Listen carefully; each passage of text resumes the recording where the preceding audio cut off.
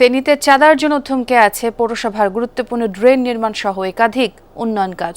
এতে অনিশ্চয়তা পড়েছে হাজার কোটি টাকার সম্ভাব্য উন্নয়ন পরিকল্পনা, যে কাজে অর্থায়ন করছে বিশ্বব্যাংক ও বাংলাদেশ সরকার। সহনশীল নগর ও আঞ্চলিক উন্নয়ন প্রকল্পের অধীনে গত 29 জানুয়ারির পর আবার 30 এপ্রিল পুলিশ পাহারায় দ্বিতীয়বারের মতো কাজের উদ্বোধন করা হয়। কাজটি বাস্তবায়ন না হলে এবারও বন্যার মুখে পড়তে হবে বলছে স্থানীয়রা। প্রতিদিন গোসলে সিরামের উজ্জ্বলতা মেরি সিরাম সোপ বার। এই চিত্র দুটি 2024-25 সালের। 2024 সালের আগস্টের ভয়াবহ বন্যার কথা বাদ দিলেও প্রতি বছর বৃষ্টি হলেই এমন পরিস্থিতি হয় ফেনী শহরের, কিন্তু এখনও বাস্তবায়ন হয়নি শহর উন্নয়ন প্রকল্প। তাই এবারও বন্যার কবলে পড়ার শঙ্কা জানিয়েছেন স্থানীয়রা। বড় যে ড্রেনগুলো আছে ওগুলোর টেন্ডার হয়েছিল, কাজটা চালু করছিল। কাজটা চালু করার পর আবার এটা বন্ধ হয়ে গেছে। যতটুকু আমরা জানি যে চাঁদাবাজির কারণে কাজটা বন্ধ হয়ে গেছে। চাঁদা দাবির করার কারণে কাজটা অনেকদিন প্রস্তাবিত হওয়ার পরেও এবং উদ্বোধন করার পরেও এটা কাজটা শুরু হয় নাই। বন্যা থেকে রক্ষা পেতে ফেনী শহরের টাং রোডের 0 পয়েন্ট থেকে মহিপাল পর্যন্ত পাইলট প্রকল্প নেয় সরকার। 28 কোটি টাকা ব্যয়ে ড্রেন পুনর্নির্মাণ, ফুটপাত নির্মাণ ও সড়ক উন্নয়ন কাজ পায় প্রপার্টি ডেভেলপমেন্ট লিমিটেড। অভিযোগ, এতেই ক্ষুব্ধ হন জেলা বিএনপির আহ্বায়ক কমিটির সদস্য কামরুল হাসান মাসুদ। গত 27 অক্টোবর প্রকল্পের কার্যাদেশ স্বাক্ষরের দিন ফেনী পৌরসভার নির্বাহী প্রকৌশলী জাকির উদ্দিনের উপর হামলার অভিযোগ উঠে তার বিরুদ্ধে। কামরুল ইসলাম মাসুদ উনি টেন্ডার প্রক্রিয়া সম্পাদনকালে, চুক্তি সম্পাদনকালে অফিসে এসে একটু বিশৃঙ্খলা সৃষ্টি করতে চাইছিল। কেন উনি আক্রমণ করছে এটা আমার জানা ছিল না, এটা আমার বোধগম্য নয়।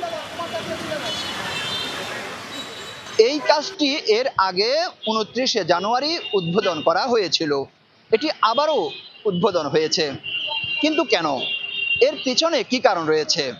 এখানকার পৌর কর্তৃপক্ষ, বাসিন্দা এবং ঠিকাদাররা কি বলছেন, আমরা তাদের কাছে যাব। ঠিকাদারি প্রতিষ্ঠানের অভিযোগ, কাজ শুরু করতে গেলে বাধা ও হামলার মুখে পড়তে হচ্ছে তাদের। কিন্তু এসব ঘটনায় কারা জড়িত সে বিষয়ে কিছু বলতে রাজি হননি প্রকল্প কর্মকর্তা। পলিটিক্যাল বলুন, লোকাল বলুন, এইসব প্রবলেমগুলো দেখে। এই প্রবলেমগুলো শুরু থেকে এখন পর্যন্ত আমাদের সেই সিপিডি টিমটা হ্যান্ডেল করছে। আমরা কয়েকবার কাজ শুরু করতে চেষ্টা করছিলাম, বাট বিভিন্ন সমস্যার কারণে আমরা কাজটা আবার বন্ধ করে দিতে হয়েছে।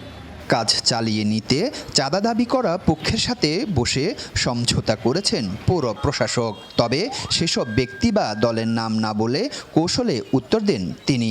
আর পুলিশ বলছে কেউ যেন কাজে বাধা দিতে না পারে, সেজন্য থাকবে নজরদারি। এখানকার যারা রাজনৈতিক দল আছে, শুধু বিএনপি নয়, বিএনপি জামায়াত সহ সকল রাজনৈতিক দলের সাথে আমরা পর্যায়ক্রমে কথা বলেছি, যাতে করে কোনো পক্ষ থেকে সকলের সহযোগিতা যেন পাওয়া যায় এই বিষয়ে আমরা আলোচনা করেছি এবং রাজনৈতিক দলগুলোর পক্ষ থেকে আমাদেরকে জানানো হয়েছে সকল ধরনের সহযোগিতা আশ্বাস প্রদান করা হয়েছে।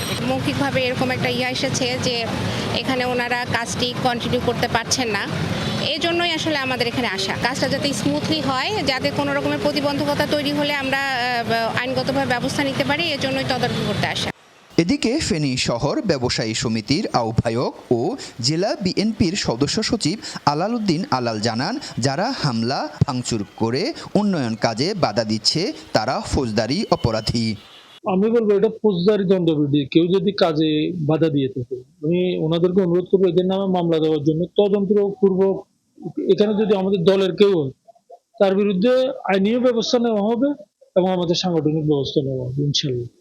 পিডিএলকে কার্যাদেশ দেওয়া প্রকল্পটি বৃহৎ পরিকল্পনার অন্যতম পাইলট প্রকল্প, যার সফল বাস্তবায়নের উপর নির্ভর করছে আগামী 6 বছর ফেনী পৌরসভার উন্নয়ন পরিকল্পনা। আরিফুর রহমান, যমুনা নিউজ, ফেনী।